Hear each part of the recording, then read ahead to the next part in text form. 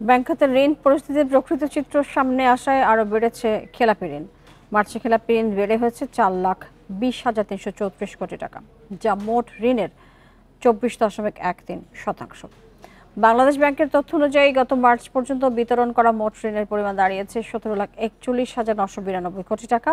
3 মাস আগে গত ডিসেম্বর শেষে খেলাপি ঋণ দাঁড়িয়েছিল 3,45,765 কোটি টাকায়। বাংলাদেশ ব্যাংকের কর্মকর্তারা জানান, ছাত্র জনতার অভ্যুত্থানে ক্ষমতা হারানো আওয়ামী লীগ সরকারের আমলে ব্যাংক থেকে নামে বেনামে যে অর্থ বের করে নেওয়া হয়েছে তা এখন খেলাপি ঋণ হিসেবে চিহ্নিত হতে শুরু করেছে। নতুন করে বিতরণ করা ঋণ যেন খেলাপি না হয় সেজন্য বিভিন্ন আইনি পদক্ষেপের কথা জানিয়েছে বাংলাদেশ ব্যাংক। বান্ডেল থাকলে প্রতি সেনমানিতে টাকা বাঁচবে। বিকাশ সেনমানি বান্ডেল কিনে জিতুন প্রতি লেনদেনে।